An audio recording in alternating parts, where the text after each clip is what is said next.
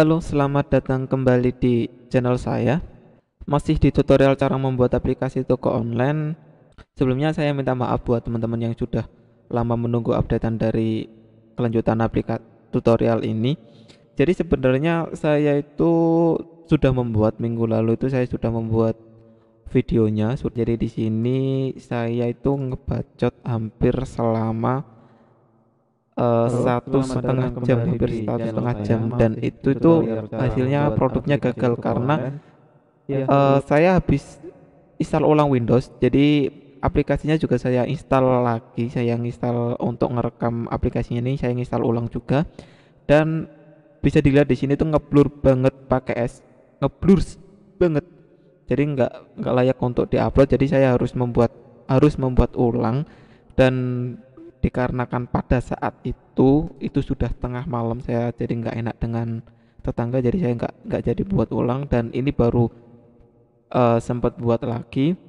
Untuk video kali ini kita akan membuat eh, detail produk. Jadi kalau kita lihat pada bagian aplikasi Jakarta Notebook, kalau kita klik salah satu produknya, misal di sini ada charger ini ya, adapter charger, kita klik. Di sini akan muncul informasi dari produk itu sendiri, detailnya. Jadi SKU-nya itu apa, beratnya berapa, garansinya berapa, ada nama, harga, bla bla bla, diskon juga. Tapi di sini benar-benar detail untuk overview, untuk deskripsinya itu benar-benar detail di sini. Tapi mungkin pada aplikasi kita nggak sedetail ini ya, seadanya aja dulu. Nah, untuk detailingnya nanti bisa teman-teman lakukan sendiri. Jadi di sini ya seadanya aja, apa yang ada di eh, output dari API kita tampilkan aja. Ya mungkin ya kayak gambar, nama, harga, berat. Berat kita juga belum ada ya. Berat, deskripsi, sama kemarin ada apa aja nanti kita tampilkan. Ulasan nanti kalau emang eh, nyampe, kita juga akan buat ulasan juga, jadi ya biar bisa interaksi dengan penjual kayak gitu.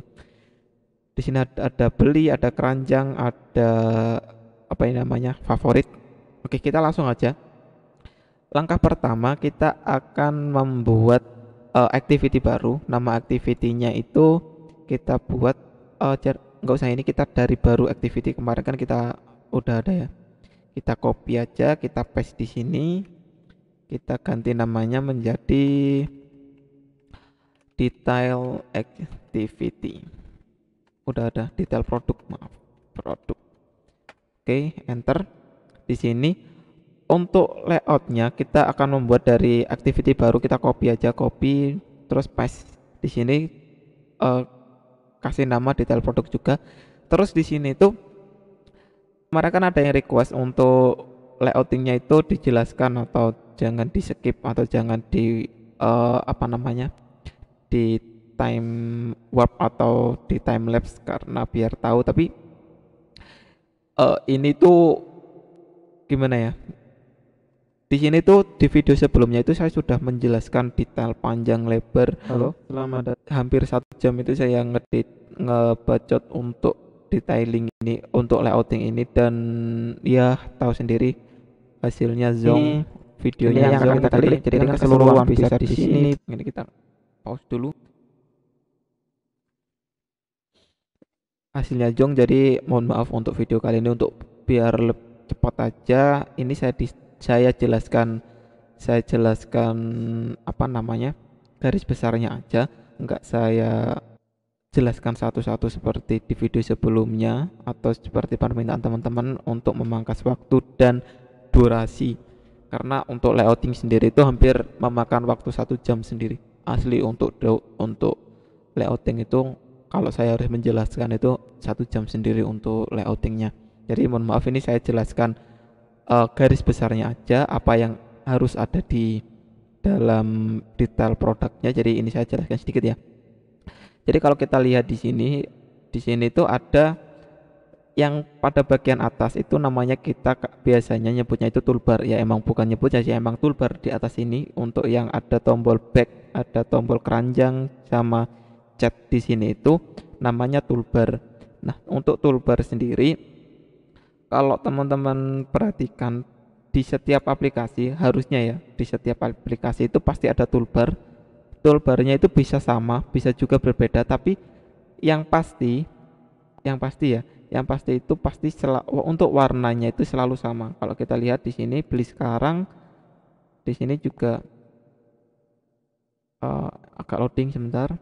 Warnanya tadi sama, terus stylenya juga sama. Nah, di sini juga sama lagi kan untuk warnanya, untuk ikonnya itu sebenarnya jadi ini custom. Kalau yang sama-sama itu, tapi kebanyakan sama, kebanyakan harusnya itu sama. Tapi di sini ada beberapa yang custom.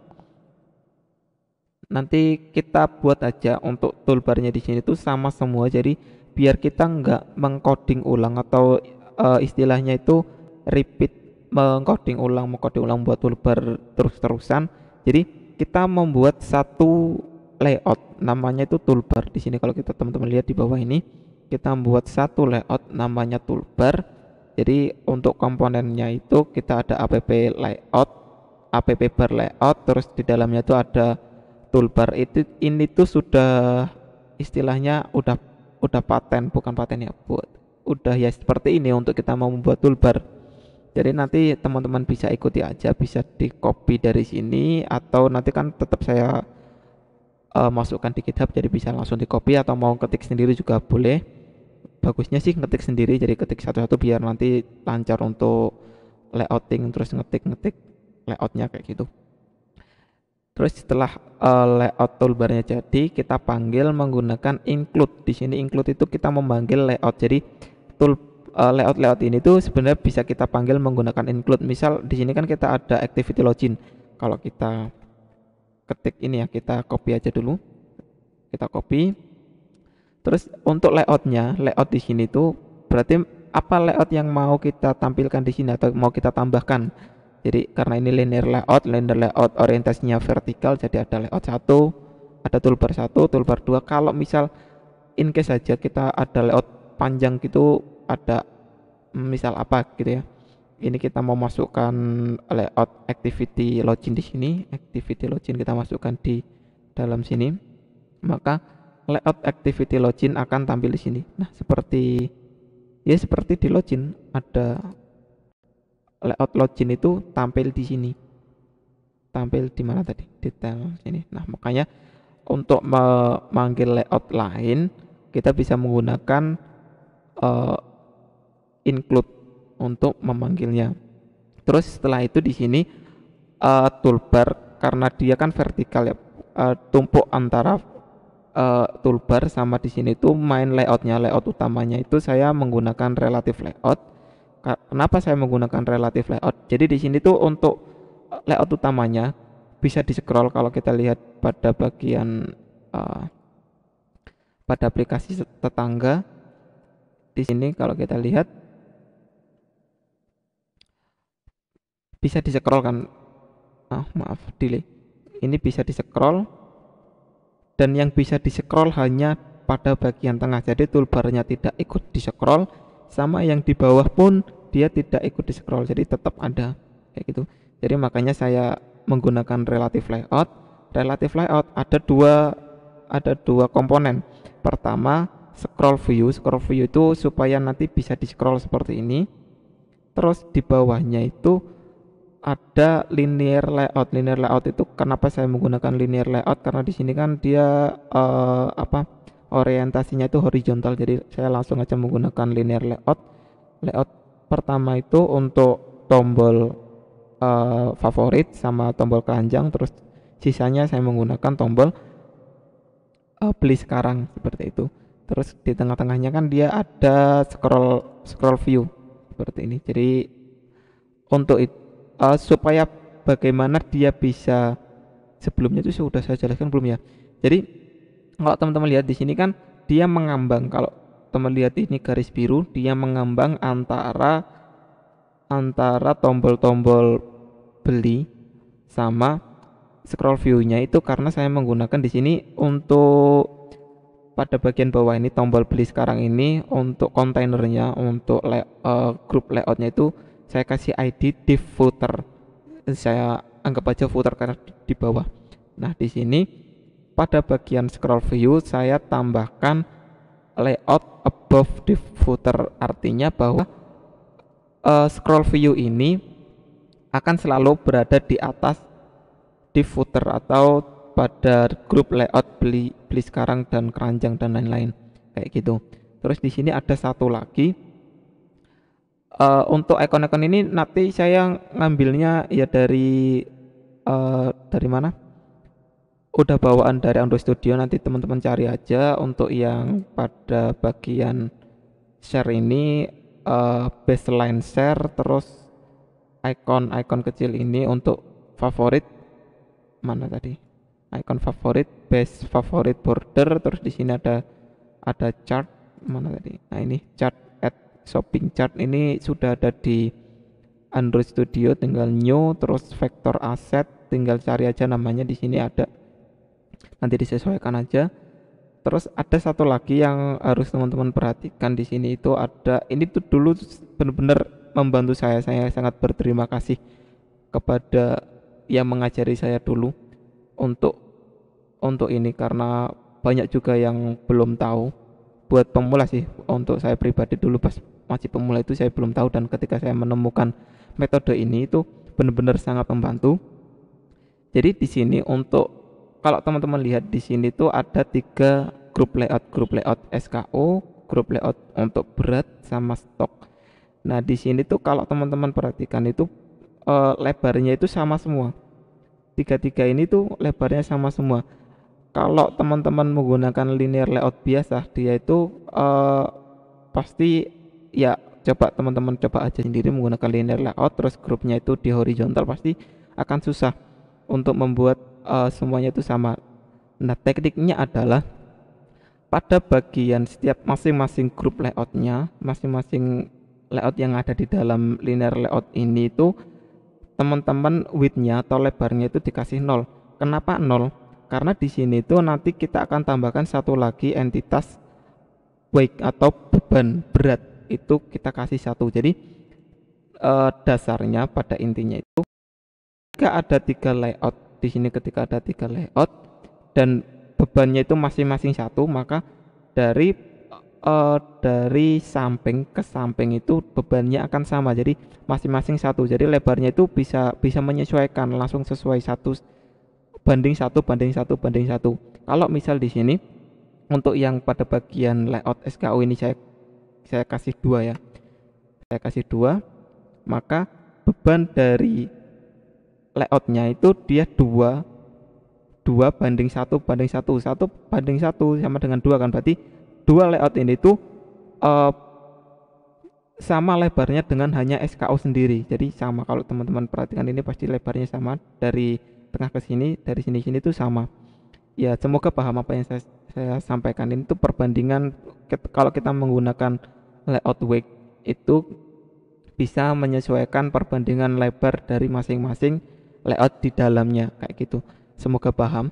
Jadi dicoba sendiri. Ini juga nggak hanya nggak hanya horizontal, nanti bisa vertikal juga. Jadi misal kita mau menggunakan dari atas ini sampai bawah itu bebannya sama, lebar dari gambar sama layout produk sama overview atau detail produk itu biar sama, itu bisa menggunakan, tinggal diganti vertikal. Terus untuk yang 0 weight di sini kan karena dia yang kita gunakan, yang akan kita bebannya sama itu pada ngesamping atau lebar ke samping, maka yang widthnya atau lebarnya itu 0. Tapi kalau bebannya yang mau disamakan itu dia atas bawah, berarti height-nya yang dibuat 0.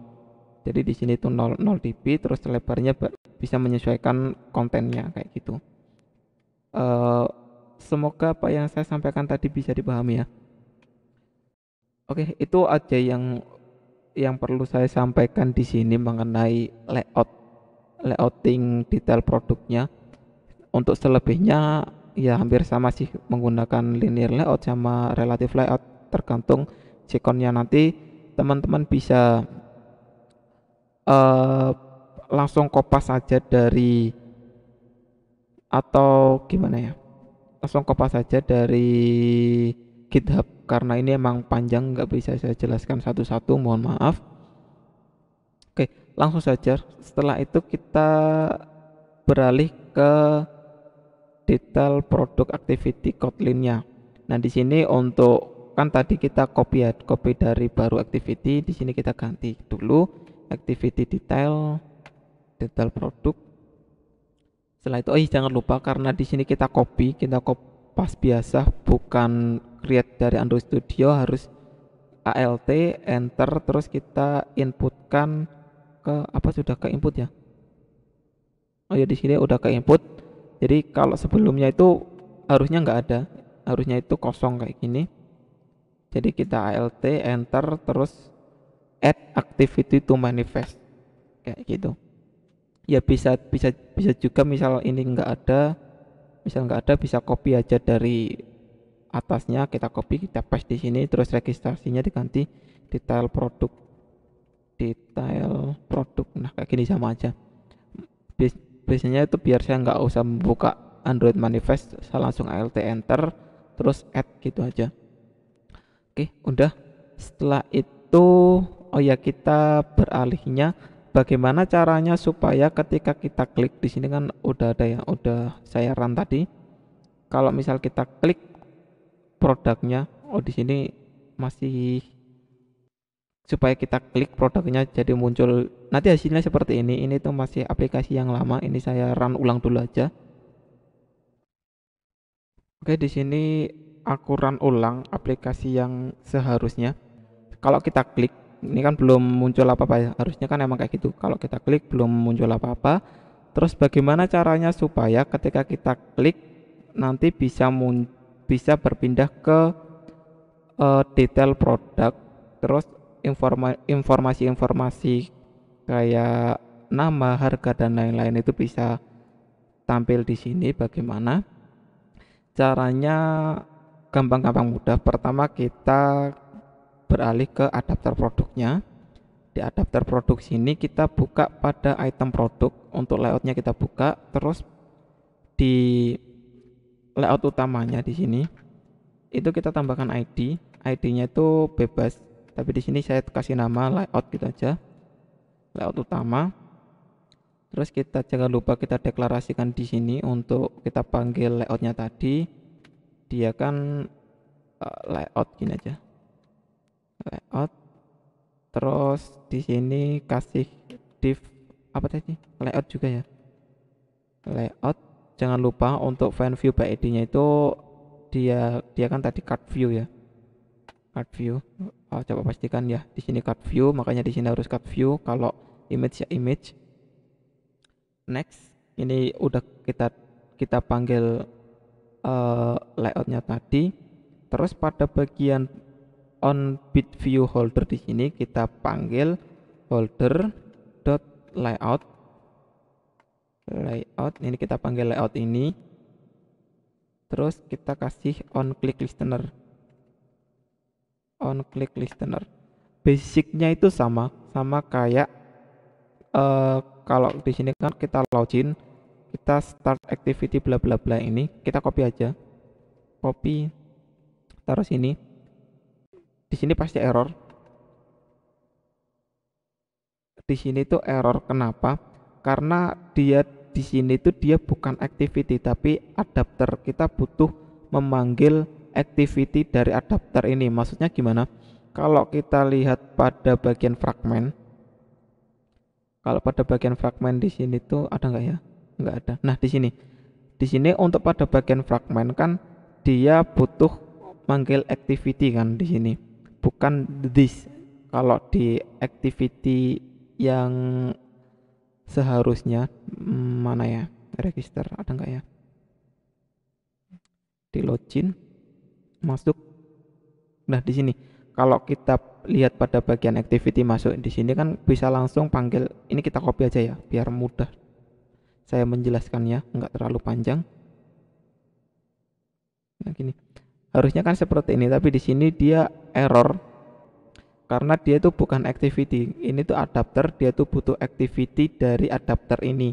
Nah untuk memanggilnya itu di sini kita harus menambahkan satu variabel untuk pada bagian adapter produk. Di sini kan kita parsing data array kan. Nah di sini kita juga harus parsing activity-nya. Activity apa sih yang menggunakan adapter ini? Kita panggil, kita buat variabel var activity gini aja. Activity bukan login tapi kita activity, cukup activity, nggak pakai. Oke. Nah, kita panggil activity. Nah, di sini kalau kita copy activity-nya ini kita taruh di depan dot. Nah, maka dia udah tidak error. Tapi di sini juga ada error karena this di sini itu sebenarnya kalau kita lihat pada masuk activity itu this di sini itu dia referensinya itu mengarah ke masuk activity. Kalau teman-teman lihat di atas, kalau teman-teman lihat itu dia referensinya di sini itu berarti masuk activity. Kalau teman-teman lihat pada bagian register, this di sini dia ngereferensinya itu ke register activity. Terus kalau kita lihat di adapter produk, this di sini tuh adapter produk dia nggak boleh karena sebenarnya yang boleh dimasukkan di sini kalau kita lihat yang dimasukkan itu harus berupa di sini package content konteks itu adalah activity bukan berupa adapter. Jadi di sini tuh di sini tuh harus activity, makanya activity ini kita panggil juga, kita taruh di sini, maka nanti errornya udah hilang kayak gitu. Terus pada bagian adapter produk ini tuh tadinya ada di home fragment. Nah, pada bagian home fragment dia error. Kenapa? Karena di sini kan dia butuh dua inputan. Pertama activity, kedua adalah data produk. Sedangkan di sini hanya data produknya aja yang kita inputkan. Sedangkan di sini required activity, tapi yang ditemukan adalah list produk. Jadi di sini kita tambahkan aja activity ini. Activity.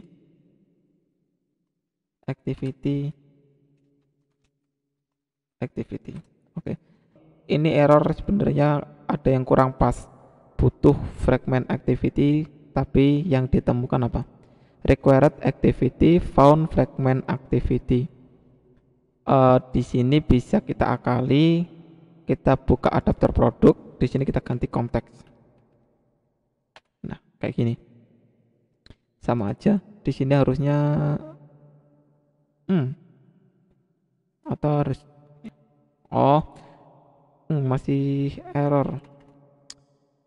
Coba kita alt enter. Apa yang dibutuhkan? Sebentar, ini saya coba rubah ke activity lagi. Activity home fragment, saya alt enter.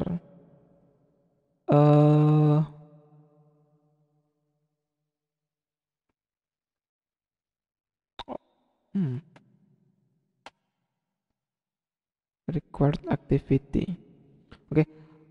Harusnya itu hanya activity itu bisa, tapi di sini ternyata nggak tahu ini karena mungkin pada Android Studio yang baru ya.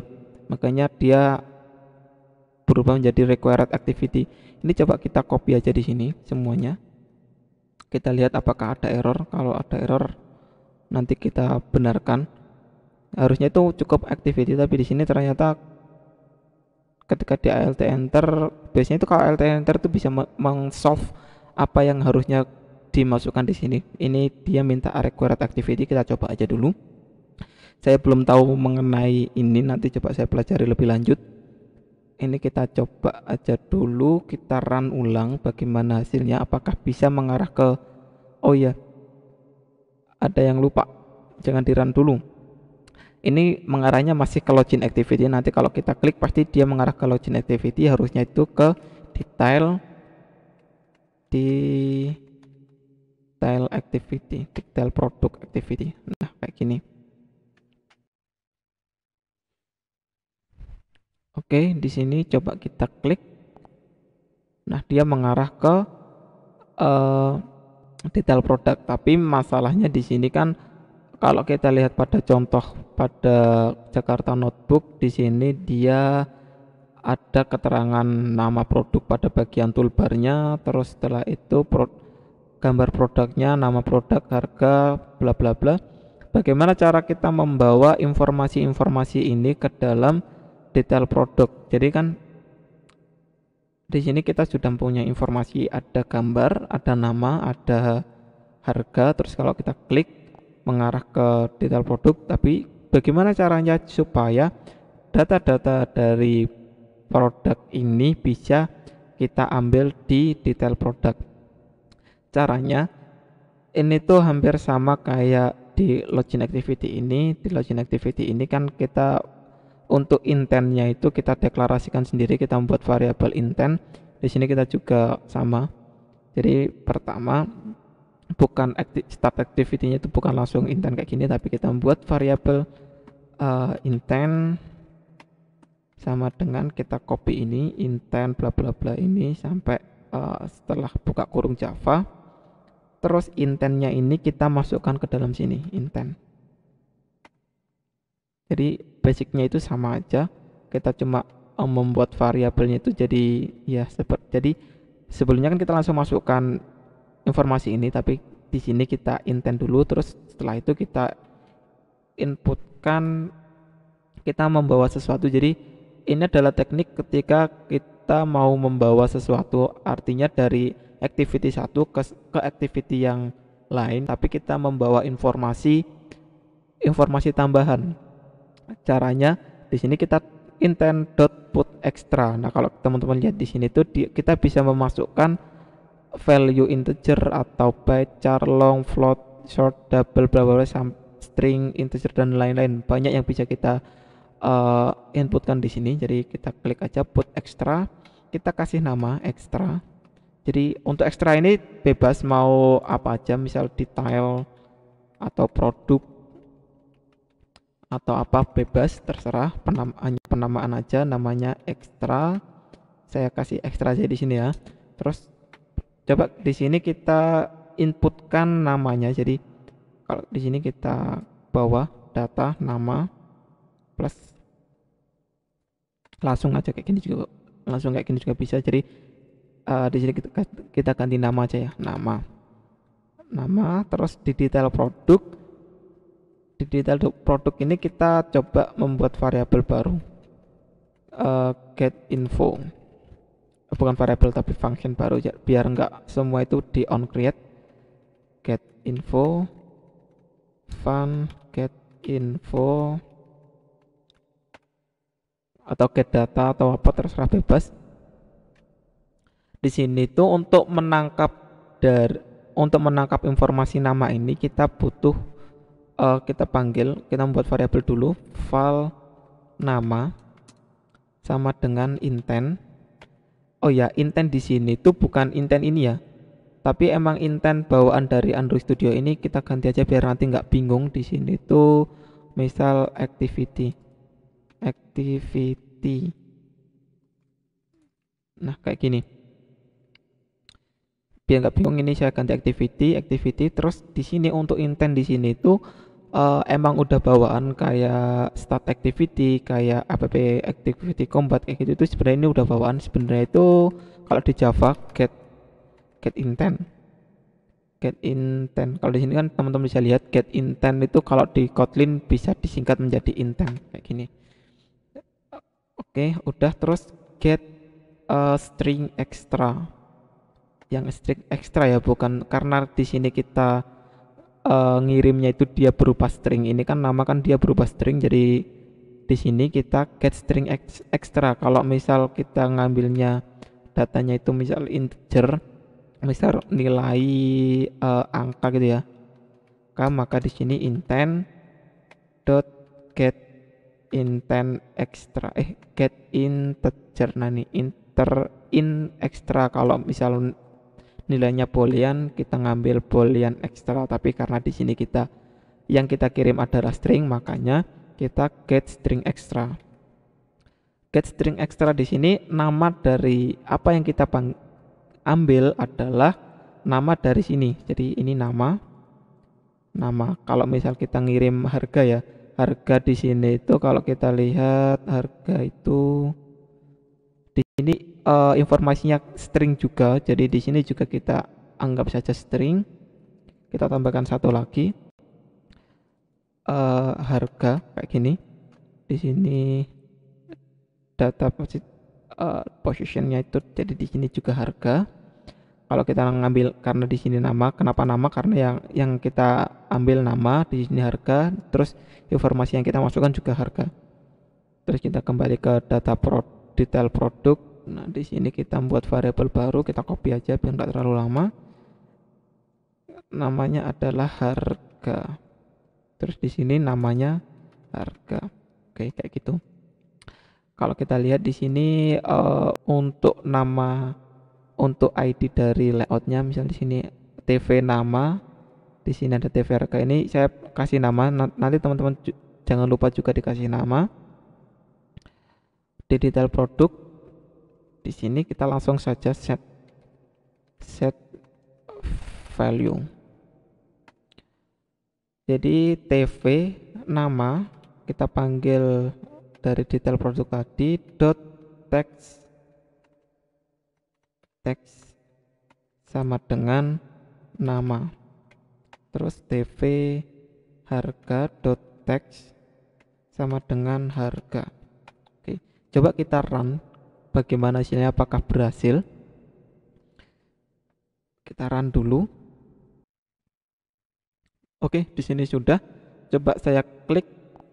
Nah, di sini muncul untuk namanya tadi laptop Acer, harganya 2 juta kalau nggak salah. Terus di sini ada Asus VivoBook. Nah, VivoBook harganya 8 juta, tapi di sini kan untuk RP-nya nanti bisa kita atur lagi seperti pada bagian adapter produk kemarin. Tapi basically info dari produk tadi sudah kita dapatkan, sudah bisa kita kirim. Terus di sini kan problemnya ini tuh saya mau menjelaskan bagaimana cara mengirim suatu data dari activity satu ke activity lain. Terus kan di sini ada banyak informasi. Kalau kita lihat di sini ada, kalau kita lihat ya, kita lihat di mana ini, di Jakarta Notebook kan di sini ada informasinya, ada banyak, ada informasi harga, ada diskon, ada warnanya apa, SKU-nya apa, beratnya berapa, garansinya berapa, ulasannya apa, berapa, kan banyak. Nanti in case nanti di sini kita juga ada banyak sekali informasi, ada diskon, ada berat, ada garansi, ada ID, bla bla bla, image dan segala macam. Nanti ada banyak, berarti kita akan membuat banyak sekali informasi di sini. Misal ada 10, berarti kita akan membuat 10 put ekstra, dan ini itu bukan cara yang baik, atau intinya kalau saya menyebutnya itu cara goblok saya dulu.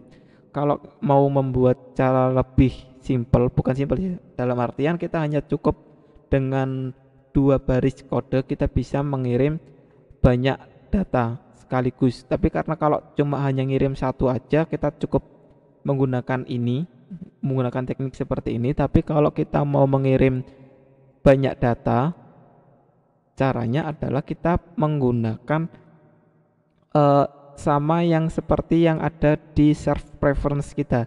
Di sini kan kita menggunakan JSON ini kan untuk merubah dari bentuk model ke string.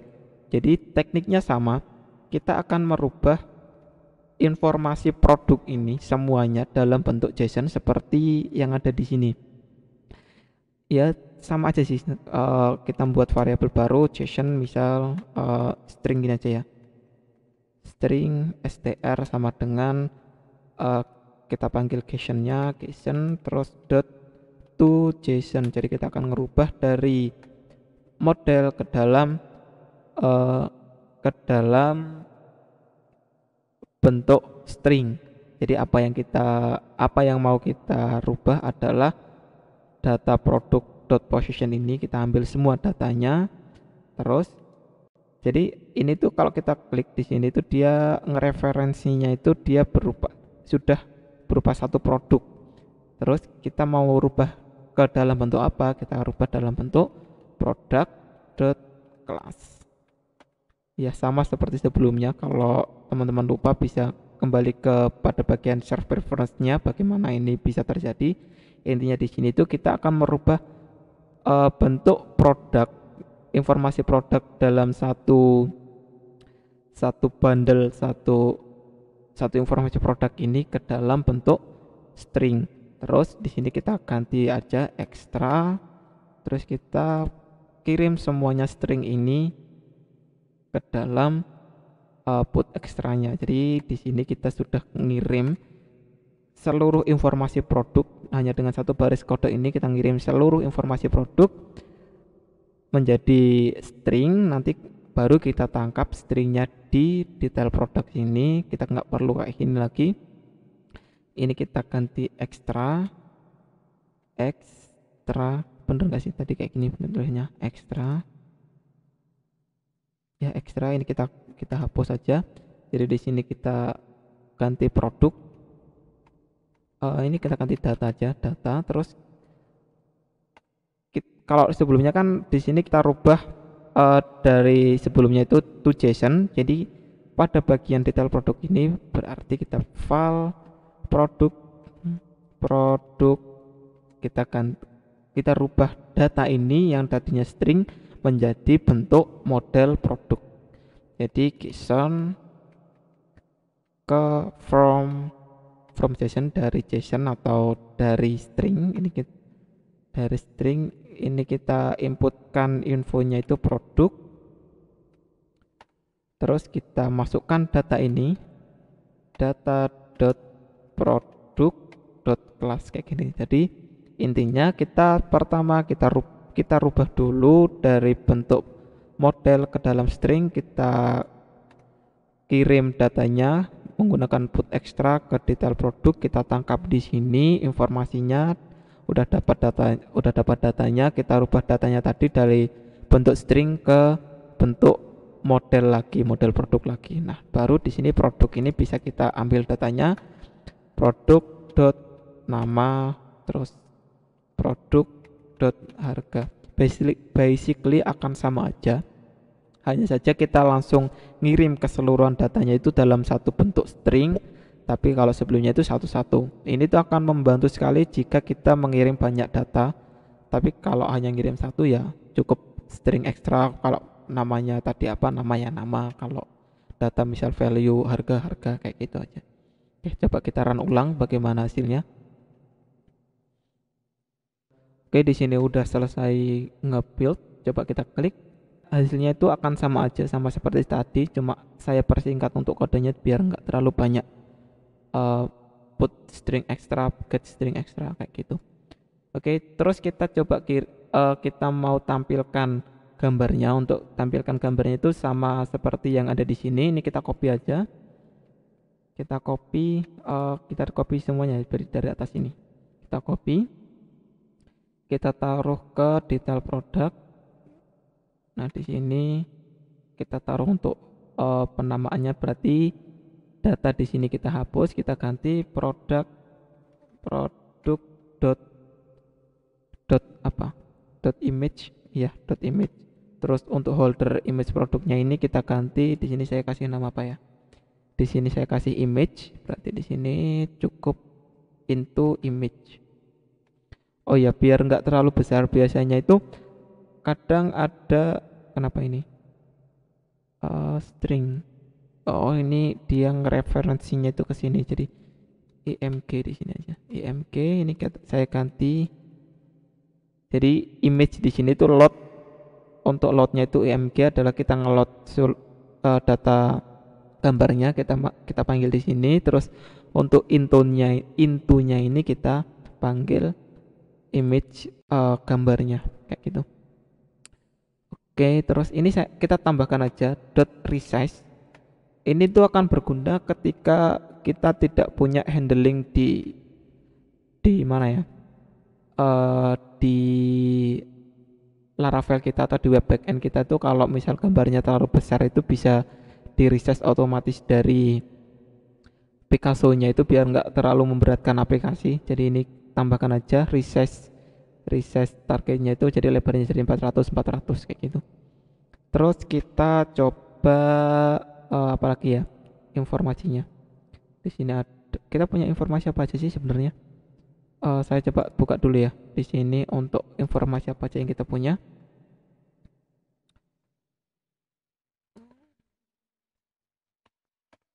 Kita buka JSON viewer. Di sini kita punya informasi, ada nama, harga, deskripsi, sama ID, sama gambar, cukup itu aja. Jadi pada bagian deskripsinya ini overview pembelian bla bla bla. Bentar. Teks. Ini belum saya kasih ID ternyata. ID TV deskripsi. Detail produk tinggal panggil aja di sini. TV deskripsi untuk value-nya deskripsi. Nah, nanti akan muncul, tapi kayaknya kemarin udah ada deskripsinya nggak sih? Deskripsinya cuma deskripsinya ini. Ya nanti munculnya cuma deskripsinya ini. Oke, terus apa lagi ya yang bisa kita tambahkan di sini? Mungkin kayak SKU berat sama stok ini nanti kalau sempat kita tambahkan di Laravel-nya, kan kita belum ada informasi-informasi ini, nanti kita tambahkan di Laravel untuk stok, berat, sama SKU. SKU ini sebenarnya apa, saya juga kurang paham. Terus ada produk terkait. Produk terkait ini tuh kita bisa ya nanti kita bisa itulah, bisa tambahkan juga untuk produk terkaitnya, itu bisa kita apakan. Oh ya, satu lagi, di atas ini tuh ada informasi namanya juga kan, ada informasi namanya. Untuk menambahkan itu bagaimana? Ini perlakuannya berbeda. Kenapa berbeda? Karena dia kan informasinya ada di toolbar. Untuk memanggil toolbar itu nggak bisa kayak gini seperti biasanya, tapi kita butuh pemanggilan yang lain. Caranya pertama, kita harus gunakan di sini. Oh ya, set di bawah sini aja ya, set toolbar. Pertama kita panggil set action ini, set support action. Di sini yang kita butuhkan adalah toolbar. Kita panggil aja toolbar. Toolbar di sini tuh ID dari toolbar yang kita punya ya. Kita punya itu di atas ini toolbar. Di sini sudah saya kasih ID-nya itu toolbar. Jadi ini set support action toolbar ini ngereferensinya itu ke toolbar tadi. Terus kita panggil support action bar dot title sama dengan titelnya itu kita samakan dengan produk name-nya. Tadi kan sama kan produk name-nya. Di sini ada error di bagian titiknya ini, teman-teman tambahkan null exception-nya, tanda seru. Terus setelah itu di sini kalau teman-teman lihat, kalau kita klik pada bagian atasnya ini tuh bisa back. Nah, untuk mengaktifkan itu kita panggil support action bar, kasih null exception dot kalau nggak salah itu nih, set display show home enabled, ini kita kasih true. Terus support action bar dot set display home as up enabled, ini juga kita true. Udah kayak gini aja. Terus jangan lupa panggil juga on support navigation up. Nah, ini di dalamnya kasih on back preset. Nah, di sini nanti akan ini kita run aja dulu biar nanti langsung saya tunjukkan. Oke, di sini udah. Coba kita klik, maka nah gambarnya akan berubah menjadi gambar apa ini? Ya, gambar tadi. Terus di atasnya juga ada informasi dari nama dari produknya itu sendiri. Kita lihat lagi, Asus VivoBook bla bla bla. Ada gambarnya juga, harga. Terus overview ini tuh saya kasih apa sih namanya ini? Deskripsinya juga sudah muncul. Terus kalau kita klik di sini, nah dia bisa back. back. Nah, kayak gini. Oke, terus apa lagi yang bisa kita tambahkan adalah hmm,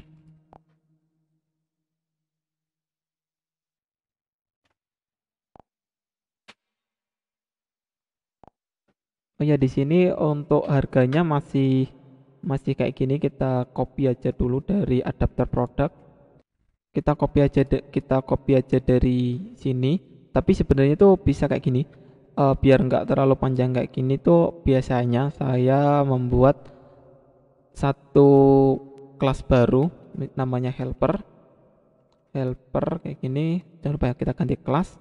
Di sini tuh nanti akan berisi function-function yang biasanya sering kita gunakan. Misal fun, eh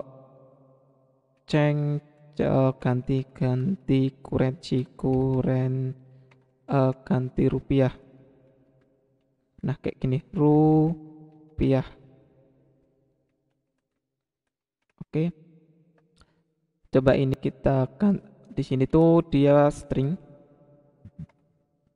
Karena nanti outputnya itu string, kita returnnya itu string. Return kita copy dulu dari sini. Nomor bla bla bla ini kita copy, kita masukkan ke dalam, kita ganti returnnya ini menjadi nomor formatnya. Terus data ini kita hapus dulu, kita ganti string. Kenapa kita ganti string? Pasti di sini error. Oh, kita kurang, tutup kurungnya kurang satu. Terus di sini kita insert string. Nah, kayak ini string. Jadi kalau kita lihat di sini tuh bisa semua kata-kata yang panjang dan nggak jelas ini bisa sudah kita masukkan ke dalam sini. Jadi di sini bisa kita persingkat, cukup panggil helper yang milik kita ya, helper terus dot ganti rupiah. Informasi harganya tinggal dimasukkan aja di sini.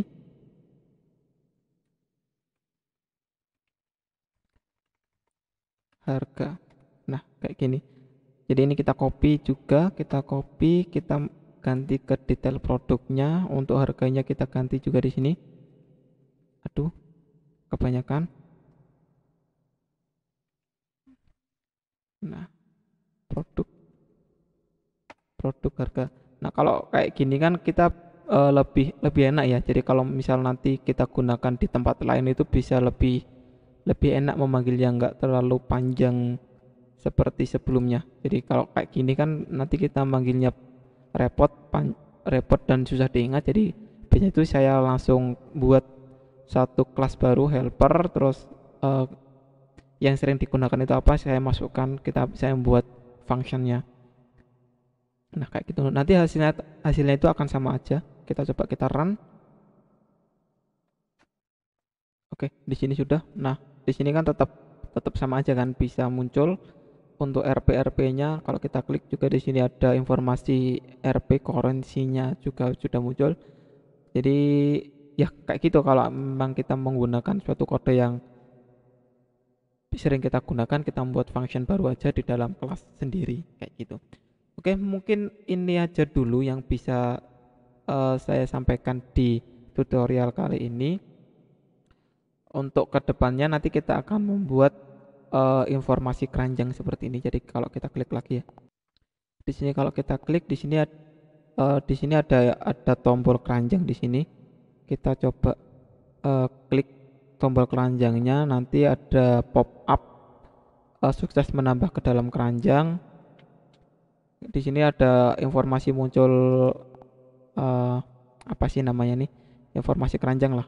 Terus kalau kita lihat di sini ada informasi produk apa aja yang ada di dalam keranjang kayak gitu. Ya, nanti kita akan membuat seperti ini. Ada metode pengiriman, rincian belanja dan lain-lain, ini juga nanti akan panjang. Jadi untuk video kedepannya kita lebih ke manajemen produknya aja dulu. Saya rasa cukup sampai di sini dulu apa yang bisa saya sampaikan pada tutorial kali ini, dan mohon maaf jika banyak perkataan yang atau penjelasan yang kurang bisa dipahami. Semoga ya bisa dipahami aja. Nanti kalau ada pertanyaan bisa komen di kolom komentar. Kalau memang nggak jawab, lama jawabnya atau lama dibalasnya itu bisa DM aja di Instagram. Saya cantumkan di DP, di deskripsi, karena dari YouTube-nya itu nggak ada notifikasi kalau ada komen-komen kayak gitu. Jadi kalau mau cepet direspon, DM aja di Instagram boleh.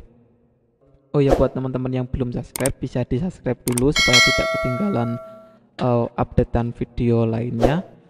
Sampai ketemu di tutorial-tutorial selanjutnya. Thank you, bye bye.